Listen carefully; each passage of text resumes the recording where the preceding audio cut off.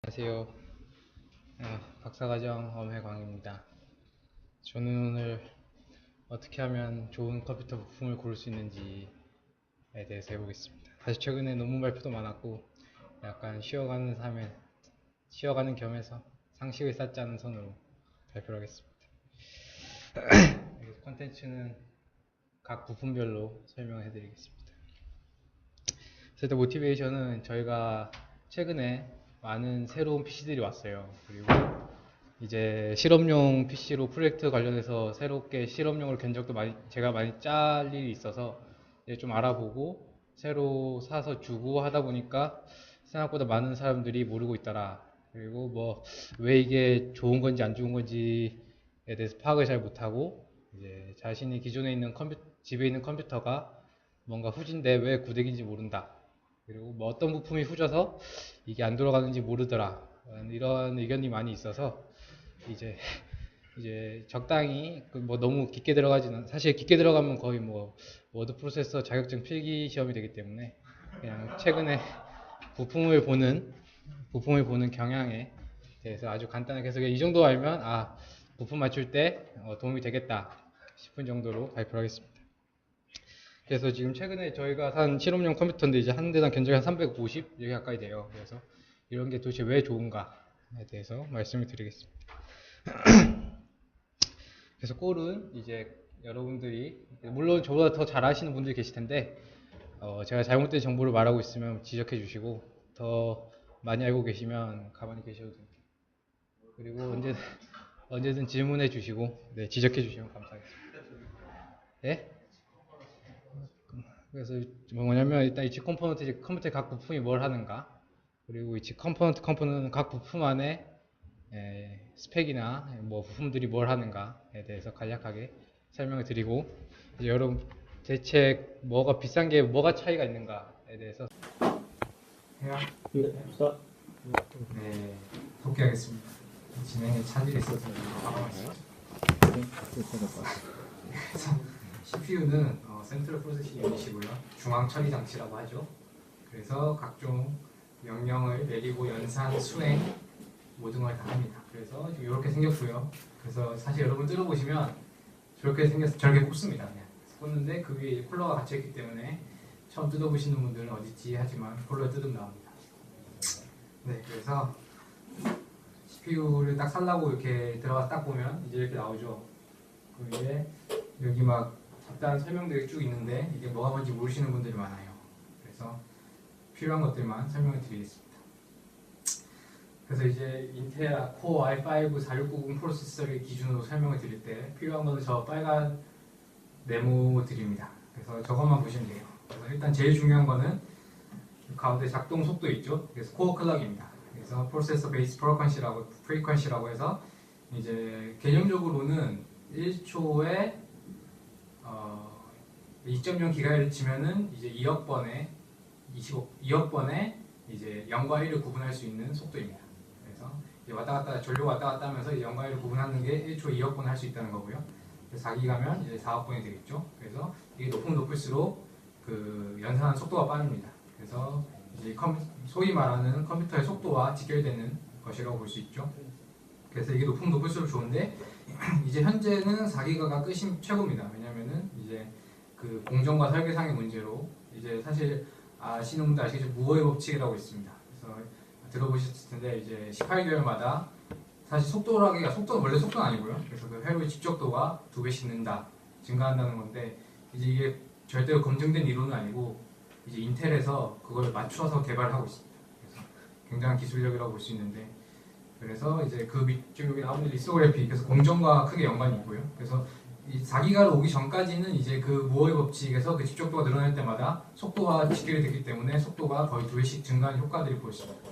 그래서 여러분이 아시는 뭐 펜티엄 시리즈부터, 그래서 그때는 이제 1기가 넘었을 때부터 이렇게 차곡차곡 쌓아서 현재는 이제 4기가까지 가는데, 이제 하스웰에 있는 데베스 캐니언이 4기가 정도 되는데 4기가 이상 넘지 못한 이유는 이제 더 때려 박았는데 속도가 느는데 그만큼 발열이 심합니다. 그래서 이제 터지거나 작동을 제대로 못하는 경우가 많이 있어서 4기가의 벽이라고 부르고요. 그래서 최근에는 많이 안정화가 돼서 이제 실제 오버클럭을 할 때 5기가까지는 갈 수 있다고 합니다. 그래서 이제 그 작동 속도가 4기가까지 가서 막혀버려서 그 다음에 돌파구 찾았던 게 이제 코어 수를 늘리는 거죠. 그래서 사실 엄밀히 말하면 그 네이티브 코어의 수를 듀얼 코어를 가장 먼저 상용화시킨 건 AMD인데 이제 최근에 뭐 뒤에 이제 인텔과 AMD에 대한 구분을 살짝 하겠지만 이제 AMD가 망해가면서 이제 인텔이 잘 나가게 됐습니다. 그래서 지금 코어의 수가 이제 직결이 사실 엄밀히 말하면 이제 코어의 수 각 코어당 이제 저 동작 속도만큼의 일을 할 수 있다고 보시면 되고요. 그래서 지금 보면 쿼드 코어는 이제 4개죠. 그래서 4개 각 코어가 이제 뭐 3.5GHz의 속도로 일을 할 수 있다라고 보시면 됩니다. 최근에는 그래서 코어를 점점 늘리는 것이 추세가 돼서 이제 저희 연구실 실험실 이번에 새로 맞춘 컴퓨터 같은 경우에는 헥사코어 6개고요. 뭐 사실 AMD 같은 경우는 옥타코어 8개도 많이 나오고 제온 시리즈도 8개가 많이 나오고 최근에는 12개 이제 도데카라고 합니다. 그래서 도데카 코어까지 나오고 있습니다. 그리고 이제 그 밑에 스레드가 있는데 사실 이건 이제 인텔 때문에 굳이 쪼개놓은 겁니다. 그래서 코어 스레드는 이제 사실 코어는 그 물리적인 이제 회로에 대한 코어 자체고 스레드는 이제 그 코어 이제 실제 일하는 공간을 보시면 돼요. 그래서 논리적으로 구현된 코어라고 보시면 되는데 이제 뒤에 설명하겠지만 인텔의 하이퍼 스레딩이라는 기술로 인해서 한 코어에서 인텔 기술에서는 한 코어에서 2개의 스레드를 만들 수가 있습니다. 그래서 물론 이제 효율이 100% 3.5기가 코어 하나에 3.5기가 스레드 2개 만들 수 있냐 그건 아니지만 이제 대략 한 8, 90%의 효율로 2개를 돌릴 수 있기 때문에 거의 2배의 속도로 돌릴 수 있다. 2개의 코어를 쓰듯이 할 수 있다라고 보시면 됩니다. 그래서 지금 뭐 대략 이제 싱글 스레드부터 도데카 코어가 이제 듀얼이 되면 이제 24개 정도 되겠죠. 네, 그래서 일단 이 세 개가 가장 중요하고요. 이제 그 다음으로 보셔야 될 게 이제 캐시입니다. 그래서 지금 L1, L2, S3 캐시라고 사실 이게 이제 많은 분들이 이게 뭐 하는 건지 모르시는 분들이 좀 많아요. 그래서 정말 기본적인 것부터 설명을 드리면 일단 CPU는 말한 대로 동작 속도가 워낙 빠르기 때문에 일을 굉장히 빨리 처리합니다. 그래서 그게만 데이터를 빨리 줘야 되는데 이제 우리가 알고 있는 데이터는 하드에 있죠. 그래서 하드는 굉장히 느립니다. 그래서 하드에서 속도를 CPU 속도 못 가라가서 CPU가 계속 놀아요.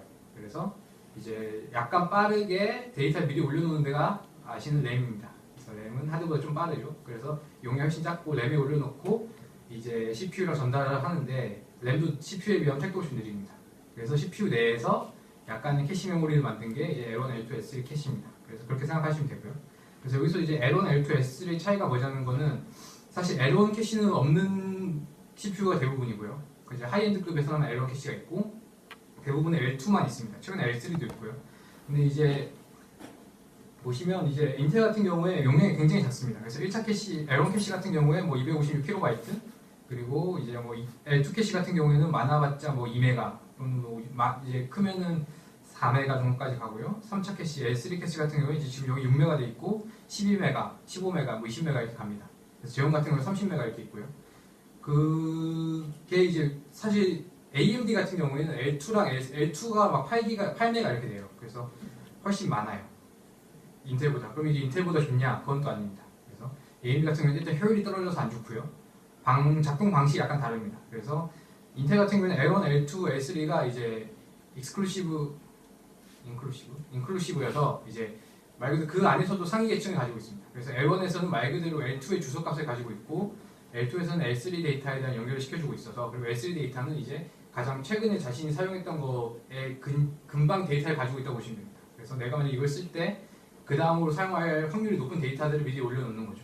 그래서 그게 이제 L1, L2, L3를 거쳐서 빨리빨리 갖고 오게 되는 기술이.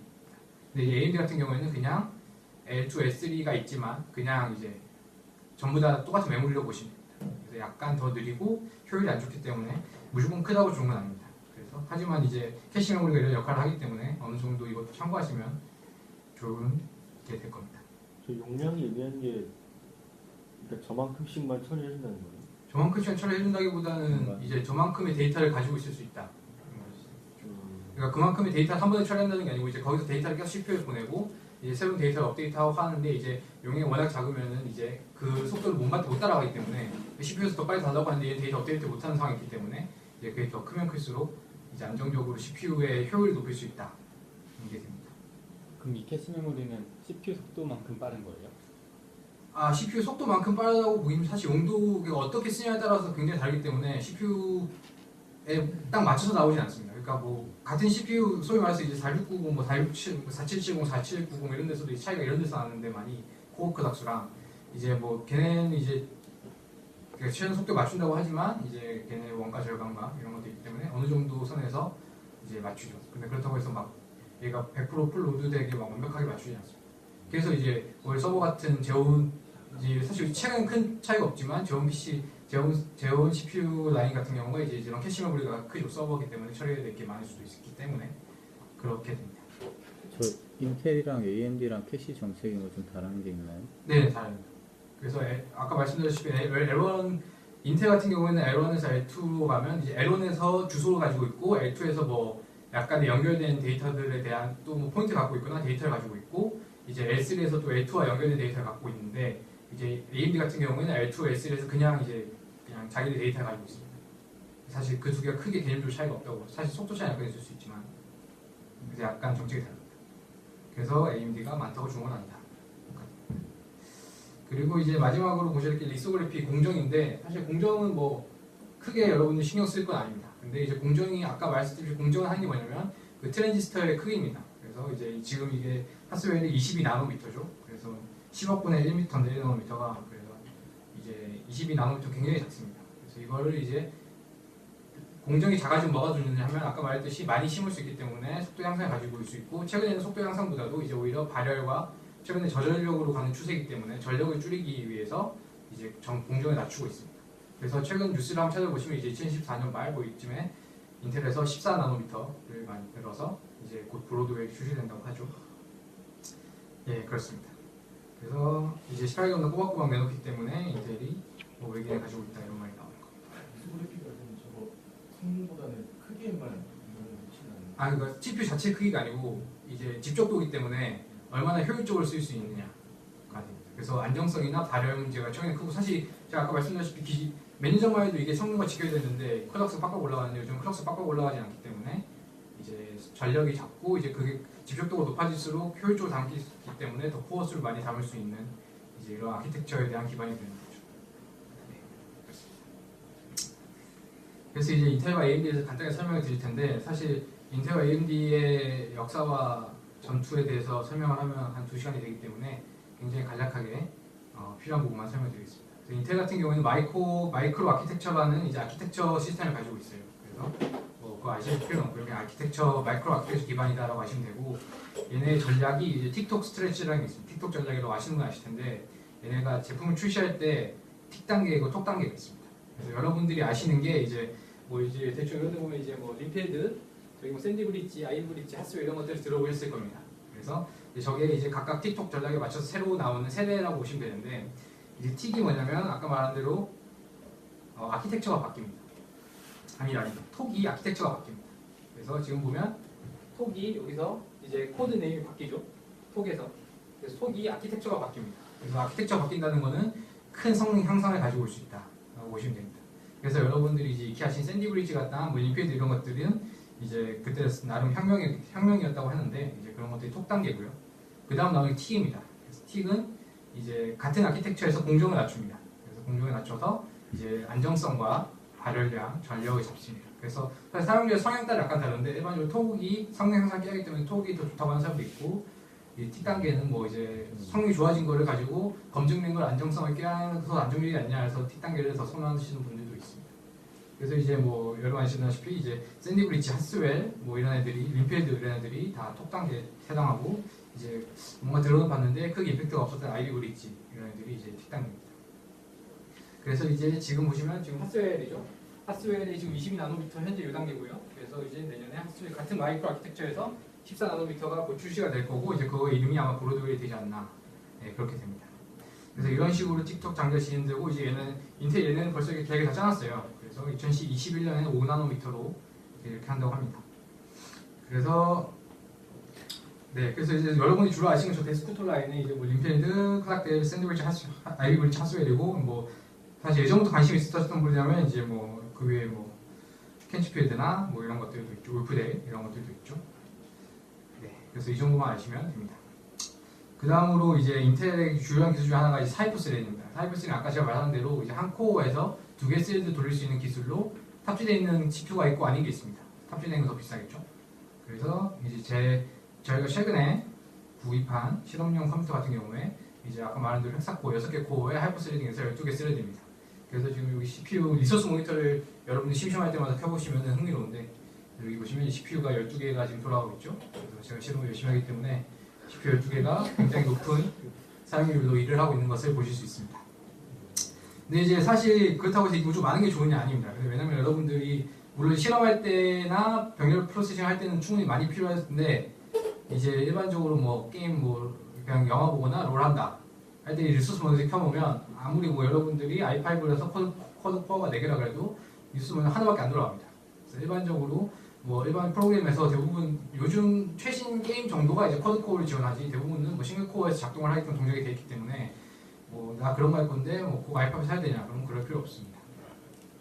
그래서 그런 거를 보시고 심심할 때 리소스 모니터를 보시고 내 컴퓨터 내가 어떻게 사용하는지에 대해서 패턴을 알아두시면 좋을 것 같습니다. 그렇죠? 그래서 그 다음으로 이제 여러분들이 혹시 모를 수 있는 게 도대체 i3, i5, i7이 뭐하는 애들이냐 그래서 뭔가 스퀘어 굉장히 좋은 것 같은데 뭐가 다르냐 라고 하면 이제 프로세서 차이가 있습니다. 그래서 일반적으로 최근 CPU 라인이 그래서 여러분들이 아시다시피 여기서 보면 이제 좀 최근 CPU 라인이 저 오른쪽에 있죠? 그래서 지금 저 네알렘 그래서 지금 림피드부터 이제 i 시리즈라고 도입이 많이 됐는데 그 다음부터 이제 그 전에 이제 듀얼코어 이런 게 있었죠. 그래서 이제 i 시리즈 위에 이제 뭐 하이엔드 라인이 있습니다. 그래서 저희가 이번에 산 실용용 컴퓨터 같은 하이엔드 라인이기 때문에 약간 다르게 들어가고요. 그다음 i3, i5, i7이 있습니다. 그래서 i3 같은 경우에는 2코어입니다. 그래서 듀얼코어인데 하이퍼 스레딩으로 인해서 4개 스레드가 있다라고 보시면 되고 i5는 4코어의 4스레드 그래서 하이퍼 스레드 기술이 없는 거죠. 그리고 이제 일반적으로 쓰는 컴퓨터에 가장 좋은 i7은 4코어 A 스레드입니다. 그래서 이제 A 스레드이기 때문에 가장 좋다라고 보시면 됩니다. 그리고 이제 그 밑에 뭐 여러분들이 익히 들어보셨던 셀러론, 펜티엄 멜로들은 이제 뭐 싱글 코어의 뭐 듀얼 스레드거나 아니면 뭐 듀얼 코어의 뭐 듀얼 스레드 이렇게 되는 겁니다. 그래서 사실 얘는 망했었는데 최근에 이제 샌드 브릿지, 아이비 브릿지 넘어오면서 다시 효율이 좋아지면서 오히려 굉장히 저가형에서 고성능이 되기 때문에 오히려 다시 각광을 받고 있는 라인입니다. 그래서 사실 여러분들이 진짜 인터넷만 할 때면 셀러는 더 충분합니다. 네. 그리고 이제 그 밑에 제온 라인은 이제 서버용으로 나오고 있죠.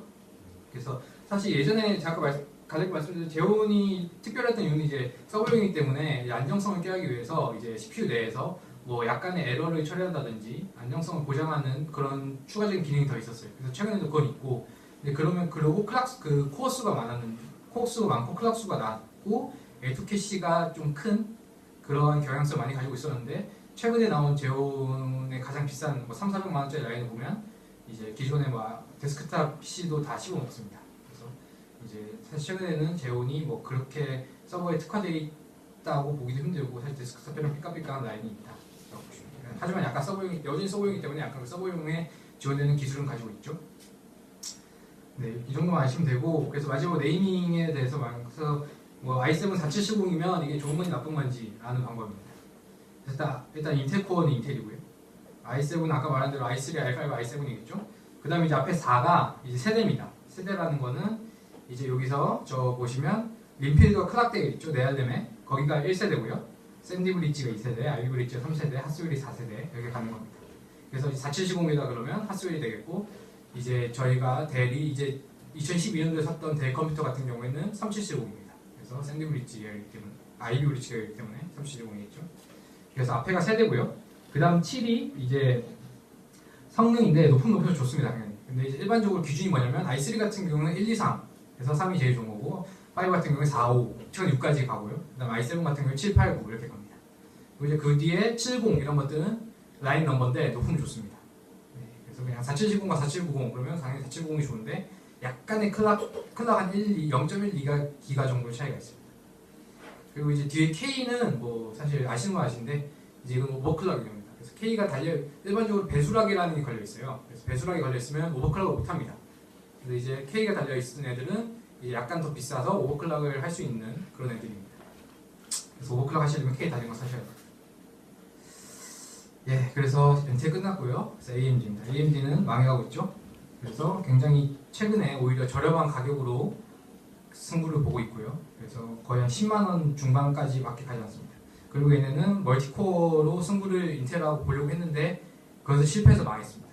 그래서 저 오른쪽 아래 짤이 그걸 여실히 설명하고 있는데 저기 이제 샌디 브릿지는 이제 저렇게 4명이 잘 생긴 4명이 들어가 있다고 보면 이제 샌디 브릿지 나오고 나서 AMD에서 이제 발표를 했었어요. 그래서 우리는 샌디 브리지 뛰어넘는 8개짜리 옥타코어를 가진 불도저를 내놓을 거다. 그래서 이제 사람들이 엄청 기대를 했는데 나오고 보니까 샌디 브리지 성능이 50%밖에 안 되고 실제 저렇게 막 8개는 8개인데 뭔가 다 껴들어가 있는 모양새를 가진 8개가 나와서 저때부터 패망의 길을 걷기 시작했습니다.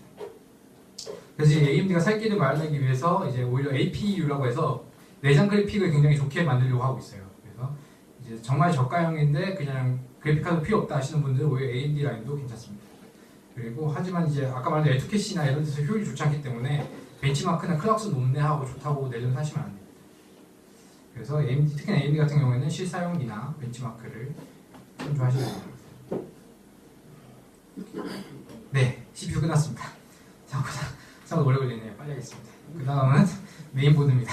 넘어가시는데 메인보드 빵판입니다. 네, 그래서 여러분들이 아시는 CPU 모든 이제 파워와 모든 부품을 연결하는 곳이라고 보면 되고요. 그래서 파워로부터 전원을 공급받아 분배하고 CPU와 각 다른 부품들을 연결시켜주는 곳이라고 보면 됩니다. 그래서 메인보드가 왜 비싼 게 좋냐 하면 일단 차이나 여기서 나는데 일단 사이즈가 다르죠. 그리고 이제 막 이 슬롯 같은 게 램 슬롯 같은 게 얘는 2개고 얘는 4개고 막 이렇잖아요. 일단 그 슬롯의 차이가 있고요. 그리고 뭔가 삐까뻔쩍한 것들이 있는데 설명해드리겠습니다. 그래서 뭐 정말 이제 간단한 걸 설명드리면 이제 메인보드에서 보셔야 될 거는 이제 뒤에 설명드리겠습니다. 하지만 하나 보셔야 될 거는 여기서 설명할 거는 이제 내장 그래픽을 쓸 경우 이제 메인보드 그 내장 그래픽을 지원하는 CPU에 장착할 수 있는 메인보드 살 때 그 비디오 아웃풋 단자 정도는 꼭 체크를 하셔야 합니다. 물론 외장 그래픽 쓸 경우에는 상관 안 하셔도 됩니다. 그래서 일단 하나하나 보면 당연히 소켓을 보셔야 됩니다. 뭐 소켓을 모르시는 분은 간단히 말씀드리면 아까 CPU 라인마다 소켓이 달라요. 그래서 지금 보면 이제 인텔 i5 같은 경우는 1150 소켓 1150이지만 뭐 샌드위치 같은 경우에는 또 소켓이 다르고 소켓이 다르다는 말은 메인보드에 꽂히지 않습니다. 그래서 절대 맞지 않기 때문에 완전 부대기가 되기 때문에 소켓을 꼭 맞춰서 사야 됩니다. 그 다음으로 이제 봐야 될 게 칩셋입니다. 그래서 같은 소켓 내에서 소켓을 지원하는 칩셋이 여러 개 있죠. 그래서 뭐 여러분들 이제 옛날에 저희 영식 컴퓨터 보면 뭐 P55 뭐 이런 게 있잖아요. 그래서 그게 칩셋입니다. 칩셋 같은 경우에 지금 최근 보면 이제 각 소켓 여기 보면 이제 그냥 비교한 건데 뭐 G87, H87, H81, 뭐 B85 뭐 이렇게 가잖아요. 그래서 여기서 보면 일단 클럭 수가 맞는 애에서도 저렇게 4 정도씩 나옵니다. 그래서 얘네가 뭐가 다르냐면 이제 뭐 오버클럭 지원하냐 뭐 이거부터 시작해서 이제 소위 말해서 그 슬라이나 크로스파이어 있죠? CPU를 그 그래픽카드 2개 꽂으시는 분들 그런 분들은 참고하셔야 될 게 이제 PCI 이 슬롯을 최대 몇 개까지 지원하는가 이런 것에서 갈립니다. 그래서 오버클럭 하시는 분 최소 이걸 2개 이상 지원하는 것을 보셔야 되고 뭐 이제 뭐 사타 3나 뭐 최근에 이제 사타 뭐 그 12기가 버전 나왔던 걸 알고 있는데 이제 그런 식으로 지원을 합니다. 그리고 뭐 USB 포트 뭐 이런 것들도 그래서 이런 것에서 차이가 있구나. 칩셋이 다르면 같은 소켓에서 칩셋 다르면 이런 게 차이가 나는구나 보시면 되고요. 그래서 이게 여러분들이 가끔 저한테 물어보시는 분들이 있는데 컴퓨터가 바뀌어서 이제 윈도우를 다시 깔아야 되는 귀찮다. 그래서 원래 깔려있는 컴퓨터에 하드디스크를 옮기면 그냥 윈도우가 잘 돌아가지 않느냐고 하시는 분들이 있는데 이것 때문에 안 됩니다. 그래서 이제 물론 같은 메인보드를 쓰고 있으면 하드 똑같은 거 갖다 꽂아도 잘 되는데 이제 메인보드가 바뀌었을 때 윈도우가 설치된 하드를 꽂는다고 해서 안 되는 이유는 이제 일반적으로 메인보드 칩셋에 대한 다른 드라이버들이 다 깔려 있죠. 그래서 이제 그걸 기본적으로 까는데 알아서 깔아주는데 최근에는 이제 여기에 바뀌었는데 그냥 되잖아 하면서 꽂으면 이제 칩셋 드라이버가 다르기 때문에 각종 충돌이 발생할 수 있기 때문에 이런 것들을 참조하셔야 됩니다. 그 다음으로 보실 게 사이즈죠. 그래서 폼팩터라고 하는데 그러면은 안 맞으면 포맷하는 방법밖에 없네요. 그러니까 다시 그러니까 SSD 같은 것도 네. 꽂을 때 안 되면 답이 없는 거예요. 꽂아서 안 뜨면 다시 까셔야죠. 포맷 한다고도 윈도우를 다시 까셔야죠. 아니면 뭐 드라이버 다시 까셔도 되는데 그 드라이버 다시 깐다는 건 레지스트를 건드린다는 것이 칩셋 드라이버 다시 깐다는 건 레지스트 건드리는 것이 되고 그러면 기존에 깔려있는 프로그램들이 다 제대로 작동하지 않는 가능성이 있기 때문에 그냥 윈도우를 재설치하는 것을 추천드립니다.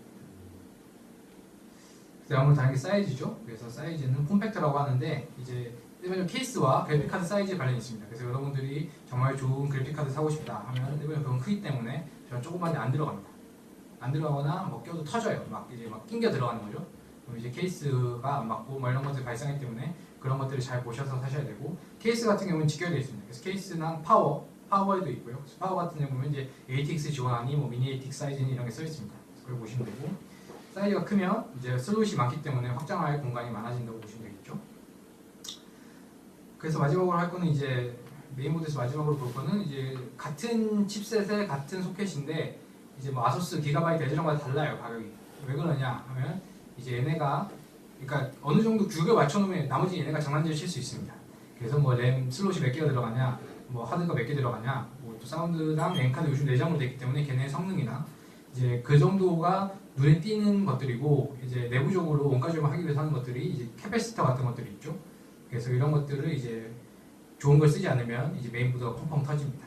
그래서 그런 것들 때문에 소위 말해 한국이나 뭐 홍콩 이런 데 걸 쓰면 괜찮은데 약간 이상한 데 걸 쓰는 게 가끔 나와요. 그러면 이제 그런 것들은 펑펑 터지면 아 얘가 그래서 그렇구나. 그래서 무작정 싼 거를 하면 안 된다. 이런 결론이 나오게 됩니다. 그래서 적당히 보고 사용기를 사시면 그래도 우리가 캐패시터가 다 파악하기가 사실 힘드니까 적당한 사용기와 적당한 가격대에서 선택을 하시면 됩니다. 램입니다. 램은 뭐 랜덤 액세스 메모리고요. DDR3, 뭐 DDR4 이렇게 있죠. 그래서 더블 데이트 레이트라고 해서 뭐 전송 얼마나 빨리 전송할 수 있냐라고 보시면 되고요. 빨리 할게요. 그래서 메모리 클락 레이트가 있는데 이제 여기 보면 이제 여러분들 아시는 막 12800 뭐라고 써 있잖아요. 뭐 1400 뭐라고 써 있잖아요. 그래서 그게 이제 메모리 속도와 연관이 있습니다. 그래서 저건 DDR3 1600이랑 PC3 12800 똑같은 거예요. 그래서 DDR3 같은 경우에는 8개의 전송 칸이 있기 때문에 1600 곱하기 8하면 12800이 나옵니다. 그래서 저렇게 똑같은 거다. 그래서 DDR3에서는 저 숫자가 높을수록 좋다 보시면 됩니다. 그래서 최근에 DDR4가 나오고 있죠. 그래서 DDR3 같은 경우에는 저게 2100까지인가 최대 한계인데 DDR4는 이제 2800 뭐 이렇게 나옵니다. 제가 잘 몰라서 여쭤보는 건데 네. CPU는 보통 이제 2기가에서 4기가라고 아 그거는 이제 처리 속도죠. 네, 다른 그거는 이제 그거는 걔가 말 그대로 전류를 얼마나 해서 연산을 어떻게 하느냐고. 이제 얘는 이제 메모리의 속도이기 때문에 메모리 내에서 데이터를 읽고 쓰고 보내고 하는 속도라고 보시면 됩니다. 네. 그래서 얘는 말 그대로 저장 장치이기 때문에 얘네가 직접적인 연산을 하지 않습니다. 네, 그렇게 보시면 됩니다. 그래서 얘는 딴 식의 높은 거 좋은 거예요. 네, 그렇게 보시면 되고요. 그리고 이제 사이즈가 있죠. 뭐 사이즈는 말 그대로 그냥 노트북용이냐, 뭐 데스크탑용이냐 이런 것들이 있어서 보시면 되고요. 아 죄송해요. 그럼 저게 네. 하드 속도랑 그런 관련이 있는 거예요? 아니요. 하드 속도는 하드 속도고요. 그러니까 하드 속도 따로 속도가 예, 있어요? 그러니까 하드와 또 다른 개념이에요? 예, 다른 개념입니다. 그러니까 하드에서 램으로 올라오고 램에서 CPU를 보내는데 이제 얘 속도는 말 그대로 램에서 읽고 쓰고 램에서 CPU를 보내는 속도라고 보면 됩니다. 네, 그래서 얘가 느리면 말 그대로 또 그냥 램에서 그냥 데이터 놀고 CPU가 빨리 달라고 요청하는 상황이 벌어지는 거죠. 네, 그런 겁니다. 요즘 버스 속도는 보통 어떻게 되죠? 버스 속도는 뭐 128비트나 256비트, 비싸면 250비트 이렇게 가죠. 그래서 사실 뭐 그것도 연관이 있는데 사실 그거는 제가 요 며칠 열심히 알아본 결과 제품마다 큰 차이가 나지 않는 거예요. 말고 비싼 거는 다 256이고 싼 건 다 228이기 때문에 그거 뭐 구분 안 하셔도 됩니다. 그래서 램은 뭐 근데 그렇다고 해서 그리고 이제 여러분이 막 코세어 이런 거 있죠? 그런 거 이제 막 램 하나가 삼성 건 4기가가 뭐 6, 7만 원인데 코세어 이런 것도 20만 원 이렇게 합니다. 그럼 뭐가 다르냐라고 하면 일반적으로 일단 안정성이 다릅니다. 그래서 안정성이 다르다는 거는 서버용 같은 거 쓸 때 ECC라는 게 있어요. 그래서 이런 것들이 이제 에러를 잡아주는 그래서 아주 미미한 에러를 잡아줍니다. 그래서 여러분들은 별 상관없는데 일반적인 작업을 할 때 별 상관없는데 이제 아주 정밀한 작업이나 서버 작업할 때는 ECC 같은 게 꼭 필요합니다. 그래서 그런 옵션이 들어있고 XMP 이런 거 오버클럭 하실 때 필요합니다. 그래서 오버클럭 하려면 이제 XMP 사양이 달려있는 걸 사셔야 되고요. 그리고 이제 코세어 이런 거 하면 히트싱크가 이제 발열판이죠. 그래서 램 자체가 큽니다. 그래서 막 두꺼워요. 그래서 발열판이 달려있어서 더 안정적이다 이렇게 보시면 됩니다. 어차피 여러분들은 그냥 저기 삼성 거 사시면 돼요. 웬만하면 뭐 그게 가격이 2배 차이 나는데 뭐 그냥 용량 2배인 게 훨씬 좋습니다. 네. 아 그리고 참고로 최근에는 사실 다 내장하는 건데 이제 메인보드에 이제 여기 저 램 꽂는데 색깔이 다르잖아요. 이게 듀얼 메모리 기능이라고 합니다. 최근에는 다 지원하는데 혹시라도 모르시는 분도 있을까봐 저기 램 꽂는 4개가 있을 때 빨강이 2개, 검정이 2개 있잖아요. 그럼 만약에 내가 램 2개만 꽂는다. 그럼 빨간색 2개 꽂으면 속도가 더 좋습니다. 빨간거 검정 거 이렇게 하나씩 꽂으면 안 됩니다. 네, 그런 거 보시면 되고요. 램 빨리 지나가고 네, 그래픽카드입니다. 드디어 그래픽카드입니다. 네. 그래픽카드 다 아시죠? 그래서 그래픽카드는 굉장히 중요합니다, 여러분들에게. 그래서 그래픽카드 같은 경우에 일단 하는 일은 디스플레이 아웃풋에 대한 모든 연산을 처리하고 그런 것들에 대한 확장 카드라고 보시면 되고요.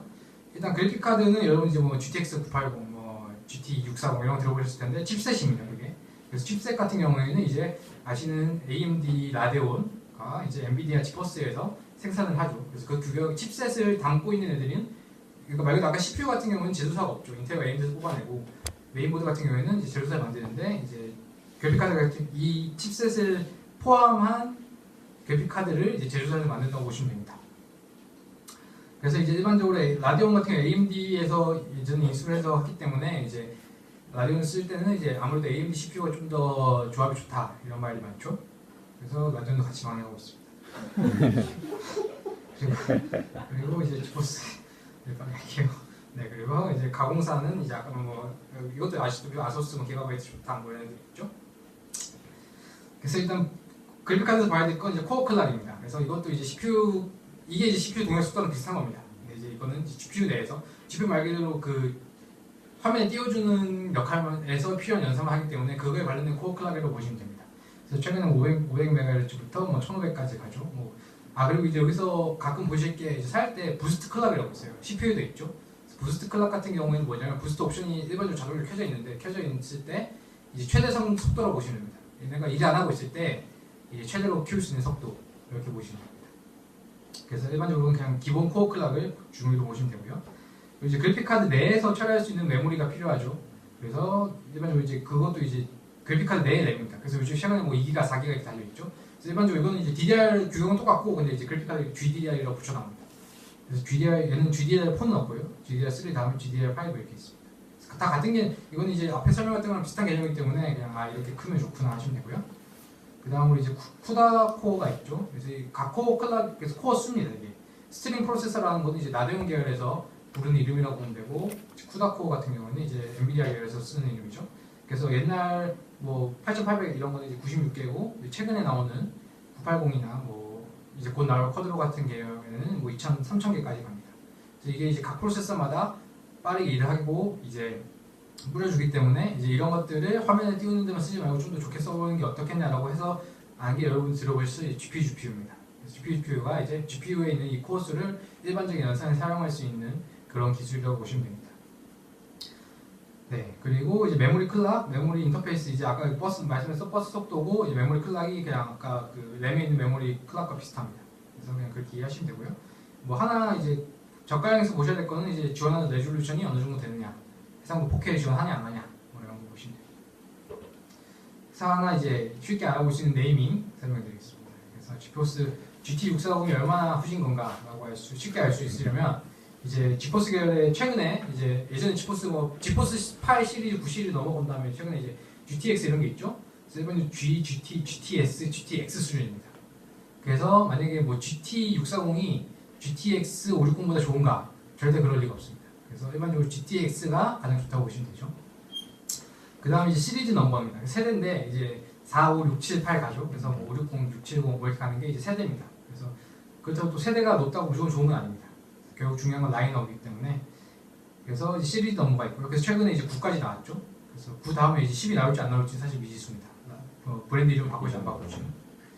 그 다음에 이제 퍼포먼스. 그래서 뭐 같은 5 안에서 이제 560, 550, 560, 570, 580 이렇게 가죠. 그래서 550 같은 경우에 50이나 60, 50이 이제 보급형, 60이 뭐 일반적으로 쓰는 거, 뭐 70이 약간 좋은 거, 80이 제일 좋은 그래도 하이엔드라고 보시면 됩니다. 그 세대에서.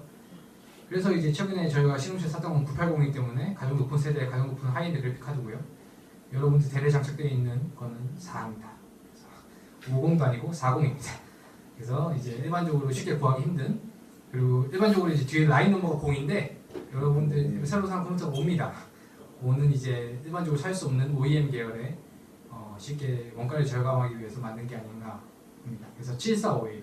그래서 7세대 이제 일반적인 보급형보다 약간 나중에 저급형의 OEM 라인이다 하고 쉽게 판단할 수 있죠. 네, 그렇습니다. 그 다음에 이제 라디온 같은 경우에는 이제 두 가지가 있어요. 그래서 HD가 이제 한 2006년 뭐 그 이후부터 나온 라인인데, 그래서 HD 뭐지? 뭐 46 뭐 숫자 4개가 있죠. 숫자 4개 중에 앞에 있는 세대입니다. 그래서 최근에 뭐 7몇까지 나온 걸로 알고 있고요. 그 다음 뒤에 퍼포먼스 3개 세 자리예요. 그래서 뭐 몇몇공, 몇백공이 이거 높을수록 좋습니다. 근데 이제 최근에 나온 그래픽카드 살려면 최근에 이제 얘네가 R 시리즈 되고 있어요.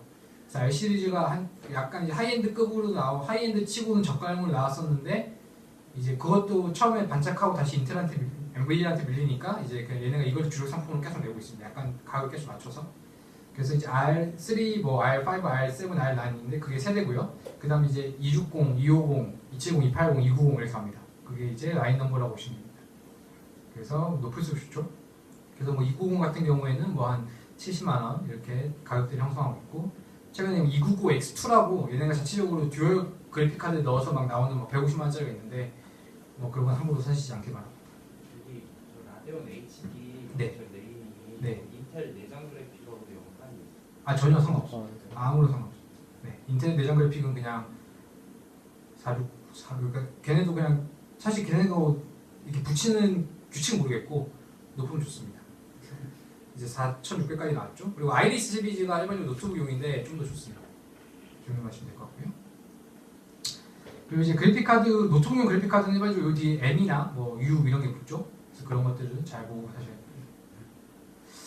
그래서 이제 이 칩셋을 쓸 때 기가바이트는 아수스랑 뭐가 다르냐? 아수스 안에서도 뭐 70만 원짜리, 90만 원짜리는 뭐가 다르냐면 메모리 사이즈 같은 경우에 얘네가 자유롭게 조절할 수가 있어요. 그래서 뭐 2기가짜리, 4기가짜리 이렇게 있습니다. 메모리 사이즈가 다르고 메모리에 따른 클락이 약간 다릅니다. 그래서 그런 것들 보시면 되고요. 그리고 이제 여러분들이 생각하시는 것처럼 일단 CPU는 점점 작아지는데 그래픽은 점점 커지죠. 그래서 왜냐면 이제 성능이 내다 보니까 팬이 워낙 많이 필요해서 하도 막 쿨링 팬 같은 거 많이 심습니다. 그리고 이제 방열판 같은 거 좋은 걸 쓰냐 안 쓰냐, 팬이 몇 개냐 이런 것들에 차이가 크고요. 그리고 이제 디스플레이 아웃풋 단자 같은 게 중요합니다. 그래서 뭐 여러분들 뭐 DVI나 HDMI가 몇 개까지 꽂을 수 있느냐, 몇 개까지 꽂을 수 있다고 해서 몇 개까지 동시 출력이 되느냐는 건 또 다른 일입니다. 그래서 몇 개까지 동시 출력이 되냐는 것도 확인하셔야 되고, 최근에 여러분들이 2개까지 되는 게 많은데 이제 최근에는 하이드 같은 경우는 4개 정도까지 지원을 합니다. 모니터가. 그래서 4개 동시 출력이 되고 거기만 단자들을 확인하셔야 됩니다. 예, 그래서 그래픽카드 끝이 아니고 쿼드로가 나옵니다. 그래서 우리 연구실에 쿼드로와 타이탄과 최근에 이제 기증받은 테슬라가 있죠. 그래서 얘네가 왜 뭐가 어디다 쓰는가 보시면, 일단 쿼드로 GTX 980 100만 원짜리고 쿼드 K6000은 이제 2010년종에 나온 아직까지 최신인데 최근에도 700만 원 합니다. 그래서 700만 원인데 도대체 클락수 같은 거 비교하면 GTX 980 훨씬 좋죠? 메모리는 훨씬 높습니다. 쿼드로가 훨씬 높습니다. 그래서 메모리의 강점을 가지고 있다. 그러고 보시면 되고, 하지만 나머지 제일 중요한 코어 클락수나 뭐 오히려 코어 수도 이제 쿼드로가 맞지만 이제 실제 돌리는 것 같은 경우에는 980 훨씬 좋습니다. 그래서 일반적으로 벤치마크를 하면 이제 980이 뭐 10을 먹습니다. 근데 왜 얘가 700만 원이냐 하냐, 그리고 얘를 일단 뭐 비싸게 좋은 것 같긴 한데 실험용으로 쓰면 좋은가 라고 이제 고민하시는 분들이 있습니다. 그래서 쿼드로가 어디에 들어있냐면 오픈GL에 특화되어 있습니다. 그래서 오픈GL에 특화된 설계를 가지고 있기 때문에 다이렉트X 기반의 여러분이 즐겨하시는 게임 같은 경우에는 아무런 쓸데기가 없는 거죠. 하지만 이 오픈GL 기반, 그래서 특히 이제 어도비, 오토데스크 마야, 뭐 어도비, 포토샵이나 뭐 프리미어, 사실 애프터 이펙트는 잘 모르겠네요. 프리미어 이런 데는 이제 쿼드로랑 같이 얘기를 해서 이제 쿼드로에서 얘네 시스템을 특화되게 잘 돌리게 만들어놨어요. 그래서 이제 마야 같은 데서 뭐 버텍스가 뭐 한 2억 개 된다. 그럼 이제 일반 980에서 막 모델링 그 뷰를 돌리면 이제 툭툭 끊기는데 얘네 거는 부드럽게 됩니다. 그리고 뭐 프리미어 같은 데서 여러분들이 영상 작업하실 때 이제 FHD 영상 같은 경우를 이제 그 보면 프리뷰가 렌더를 안 넣으면 굉장히 끊기죠. 실시간으로 못하고. 네, 그런 것들을 얘는 잘 할 수 있습니다. 쿼드로 같은 경우. 그래서 그런 데 특화되어 있다. 그래서 그런 데 할 때만 쓰면 된다고 보시면 됩니다. 그리고 사실 얘네는 업데이트가 굉장히 늦기 때문에 매년 이렇게 나오지 않아요. 그래서 아까 그 K6000이 700만 원 최신인데 그 아직도 오픈GL은 4.3밖에 지원을 못합니다. 그래서 그런 것도 알고 계셔야 되고, 얼마 전에 뉴스 찾아보니까 이제 곧 M6000이 나오는데 뭐 가격이 얼마 될지 모르겠지만 굉장히 좋다고 합니다. 네, 그래서 그런 것도 아시면 좋을 것 같고요. 그 다음으로 볼 게 뭐 사실 뭐 타이탄은 이제 뭐 쓰진 않았고요. 타이탄은 말 그대로 그냥 하이엔드급에서 하이엔드라고 보시면 됩니다. 라인업이. 그래 썼습니다. 썼는데 이제 980, 970이 나오면서 타이탄이 밀렸죠. 그래서 타이탄이 약간 구대기가 됐습니다. 가격은 더 비싼데 성능이 980보다 안 좋기 때문에 밀려버렸어요. 하지만 저희 실험용으로는 충분하기 때문에 대여해서 쓰시면 됩니다. 그리고 이제 마지막으로 최근에 기증받은 테슬라가 있습니다. 그래서 테슬라는 어디다 쓰느냐 하면 얘는 쿼드로가 더 특화되어 있다고 보시면 되는데 오픈GL 특화가 아니고요. GPU 연산 특화입니다. 그래서 딱 보면 얘도 저희가 기증받은 게 가장 최신 아니고 아마 K40인가 했을 텐데 K80이 제일 좋은 거고요. 한 400만 원짜리인데 이제 비교 아웃풋이 없어요. 그래서 아니 그래픽카드 왜 비도와 풋이 없냐? 그래서 얘는 그냥 말 그대로 GPU 특화 연산용이기 때문에 이제 다른 그래픽카드와 같이 쓰셔야 됩니다. 그래서 이제 얘네가 뭐 자랑하는 거는 이제 일반적으로 싱글 프레시전에서 뭐 몇 기가 플롭스다 이렇게 하는데 얘는 더블 프레시전에서도 굉장히 높은 연산 속도와 안정성을 자랑한다 라고 되어 있어서 말 그대로 진짜 어마어마한 데이터를 가지고 CPU 돌리고 싶을 때 이걸 쓰시면 됩니다. 그래서 뭐 얘는 당연히 이제 ECC 같은 게 있기 때문에 안정성 보장되어 있고 밴드위스가 빠르기 때문에 그냥 빅데이터를 뭐 가지고 머신러닝 돌리거나 말 그대로 진짜 빅데이터죠. 그래서 그런 거 돌릴 때 쓰면 유용하게 될 겁니다. 그게 아닌데 불이 쓴다라고 하면은 의미가 없습니다. 네. 그래서 이런 차이가 있으니 저희 공시에는 공용 장비를 잘 파악하셔서 필요할 때 쓰시면 좋겠죠. 네. 그래서 이제 거의 마무리가 돼갑니다. 예, 그래서 뭐 자기가 그래픽카드 성능 보고 싶다, 대략적으로 몇 등인지 보고 싶다 그러면은 구글에 그래픽카드 벤치마크 또는 그래픽카드 랭킹이라고 치면 어마어마하게 나옵니다.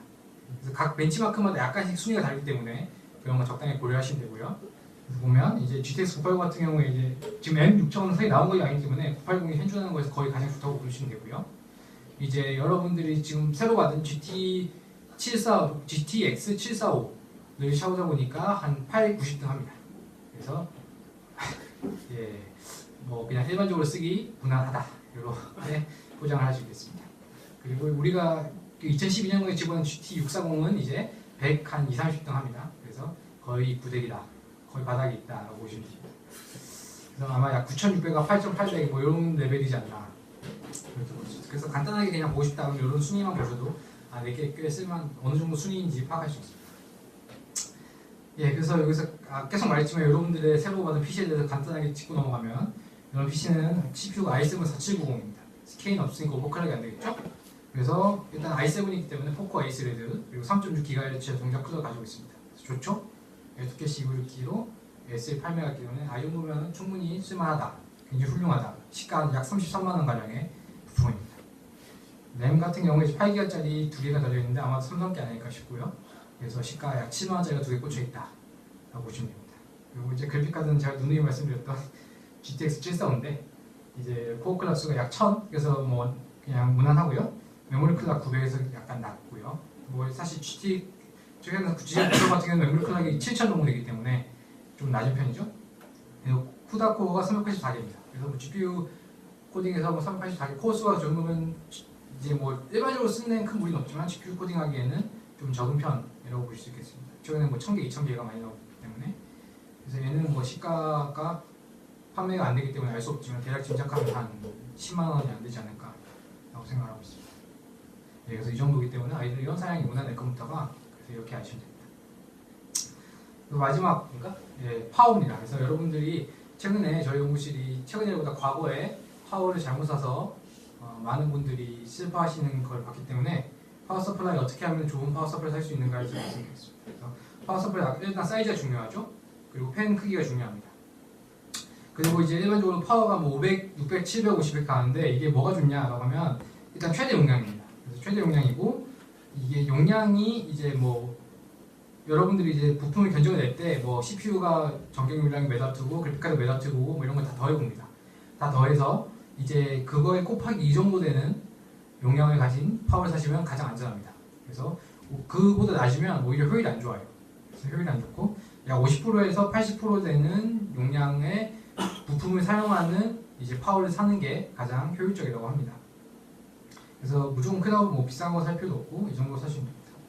그리고 이제 효율, 제가 아까 효율이라고 했는데 효율이 중요합니다. 그래서 효율이 그 파워 전격용량이 중요한 게 그래서 여기서 중요한 거는 실제 500W로 되어 있는데 얘가 진짜 500W를 주느냐 이건 별개의 문제입니다. 그래서 최근 아니고 5년 전에 저희 연구실에서 막 폭발이 났던 천궁 뭐 그리고 한때 유명했던 천의 야화 이런 라인들은 이제 400W, 500W 쌓이는데 500W 못 줘요. 그래서 뭐 한 400W쯤 되면 얘네가 전류가 굉장히 불안정입니다. 그래서 12A 줘야 되는데 뭐 11A를 준다던가 이런 식으로 되다가 이제 터지는 거였습니다. 그래서 이제 그런 것 때문에 주의해서 하셔야 되고요. 뭐 다행인 점은 최근에 2013년경인가 우리나라에서 법을 바꿔서 이제 그 동일한 전류 안에서 그 적격 용량까지 가야지만 제품 출시하게 되기 때문에 어느 정도 안심하고 사셔도 됩니다. 하지만 그래도 못 믿을 수 있기 때문에 나름 검증된 거 사시는 게 좋습니다. 그래서 이제 효율이 있죠. 효율은 뭐냐면 이제 그 500W를 만약에 500W 100% 쓴다. 그랬을 때 효율이 뭐 50%다. 그 말은 500W 쓰려고 1000W를 공급받는단 말입니다. 그래서 전기비가 직결되겠죠. 그래서 만약에 효율이 낮다 그러면은 그 효율 내기 위해서 같은 용량의 파워를 생산하기 위해서 더 많은 파워를 공급받아야 되고 그러면은 일단 전기비가 많이 나오고 그러면은 그 전력이 남죠. 그 만약 600W 받는데 효율이 안 좋아서 400W만 줬다. 200W 남죠. 그 200W는 이제 열 보존의 법칙에 의해서 남아 있습니다. 남다가 이제 발열이 되겠죠. 발열이 돼서 열이 심해지면 내구도가 안 좋아지고 내구도가 안 좋아지면 수명이 짧아지고 수명이 짧아지면 파워 터지고 파워 터지면 컴퓨터 터집니다. 그래서 이런 식이 되기 때문에 효율이 좋은 걸 사야 된다 라고 볼 수 있습니다. 그래서 천궁 이런 것들은 효율이 거의 60% 가까이 되기 때문에 좀만 부하 걸리면 뻥뻥 터져갔습니다. 그래서 이제 최근에 효율이 안 좋은 건 60%, 좋은 건 한 90%까지 가는데 이거를 어떻게 다 일일이 확인하고 사냐라는 것 때문에 최근에 여러분들이 파워 사실 때 보면 막 브론즈, 뭐 실버, 골드 이런 게 달려있는 것들이 있어요. 이제 플래티넘을 사야 될 것 같은데 그리고 뭐 티타늄 뭐 이렇게 가는데 이제 얘네가 뭐냐면 여기 80 플러스 인증이라고 있습니다. 이게 꼭 봐야 되는 건 아니고 그냥 얘네가 제공하는 건데 이게 뭐냐면 뭐 특정 그러니까 뭐 몇 퍼센트의 와트를 줬을 때 이제 80% 이상의 효율을 자랑하느냐 몇 프로 이상의 효율을 자랑하느냐에 따라서 얘네가 만든 인증 마크입니다.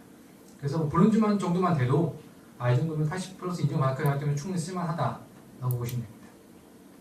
그래서 이런 것들을 확인하고 보시면 되고 같은 뭐 브론즈 라인에 같은 건데 제조사마다 뭐가 다르냐라고 하면 이제 필터, 뭐 EMI 필터에서 뭐 소음이나 뭐 발열된 필터가 다르고요.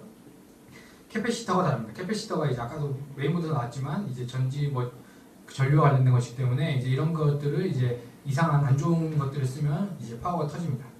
그래서 아까 메인보드 똑같이 이제 좋은 데 걸, 뭐 산요, 뭐 이런 데 걸 써야 됩니다. 예, 그렇게 되겠죠. 예, 그래서 끝입니다. 그래서 썸머리입니다.